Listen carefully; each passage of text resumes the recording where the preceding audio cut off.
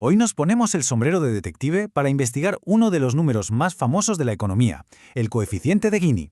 Es la cifra que usamos para medir la desigualdad, pero vamos a ver que detrás de ese número aparentemente tan simple se esconde una historia mucho más complicada.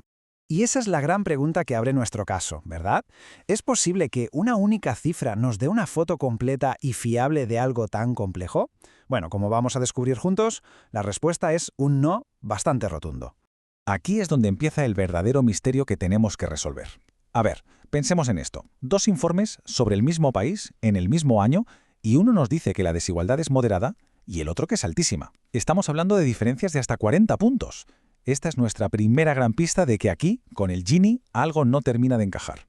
Muy bien, pues vamos a empezar la investigación. ¿Y por dónde? Por el principal sospechoso, la causa número uno de todas estas diferencias, la elección, que es fundamental de qué es lo que estamos midiendo exactamente.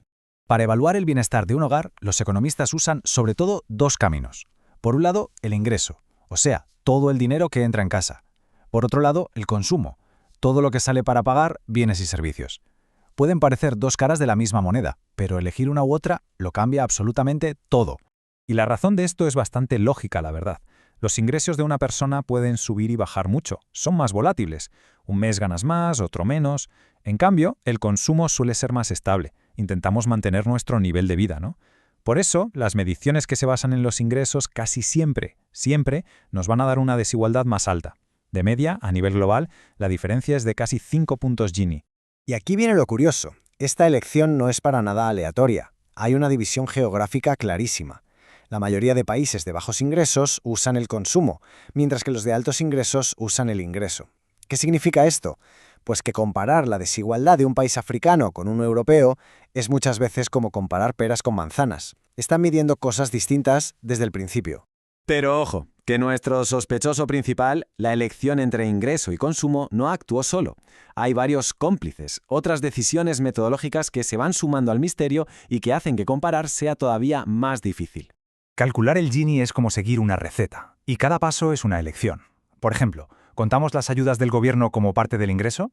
¿Y las pensiones? ¿Medimos por persona o por hogar? Cada una de estas decisiones va añadiendo una capa más, creando lo que los investigadores llaman un desafío acumulativo. Al final, la cifra depende de toda esta cadena de elecciones. Quedémonos con este número un momento. 20. 20 puntos. Esa es la diferencia que puede llegar a provocar una sola de esas decisiones de la receta. Y aquí está la explicación de esos 20 puntos. Algo tan técnico como decidir si se incluyen o no las transferencias sociales del gobierno, pensiones, ayudas al desempleo, puede cambiar el Gini de un país en hasta 20 puntos. Es una diferencia brutal que nace de una decisión que a primera vista podría parecer un simple detalle técnico.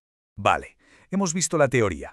Ahora vamos a meternos de lleno en un caso real para ver cómo todas estas pistas se juntan y generan confusión en el mundo real. Y para eso abrimos el archivo del caso de Colombia. Aquí tenemos el expediente. Fijaos, 4 bases de datos de muchísimo prestigio y 4 Ginis completamente distintos para Colombia en el mismo año. Las cifras van desde un 48,5 hasta un increíble 61,3. Es una dispersión de más de 10 puntos. ¡Una locura! Entonces, ¿por qué este lío de cifras? Pues volvemos a lo de antes.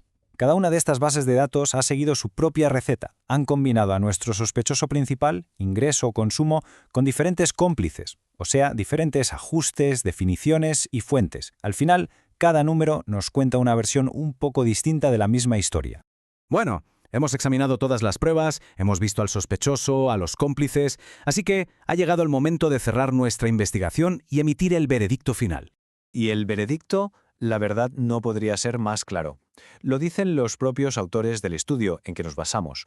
El coeficiente de Gini no mide una realidad única.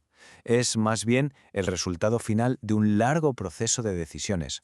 Así que, el punto clave de toda esta investigación es este. La próxima vez que veamos un coeficiente de Gini, hay que actuar como un detective. Hay que recordar que detrás de esa cifra hay un montón de decisiones, que la más gorda de todas es si mide ingresos o consumo, y que sobre todo no existe una única verdad. La pregunta clave siempre es, ¿cómo se ha cocinado este número? ¿Qué hay detrás? Y no podemos cerrar este caso sin hacer una mención importante. Toda esta investigación, todo este análisis, es posible gracias al trabajo de pioneros como Giovanni Andrea Cornea. Él y otros como él ayudaron a crear las bases de datos que hoy nos permiten, precisamente, tener esta conversación y entender mejor las complejidades de la desigualdad. Y con esto terminamos con una pregunta final para la reflexión. Si cada coeficiente de Gini es en realidad una historia construida a partir de diferentes decisiones, ¿cómo elegimos qué historia creer? ¿Cuál es la más útil para entender lo que pasa en una sociedad? Quizás la respuesta no está en buscar un único número verdadero, sino en entender las diferentes realidades que cada uno de esos números nos está contando.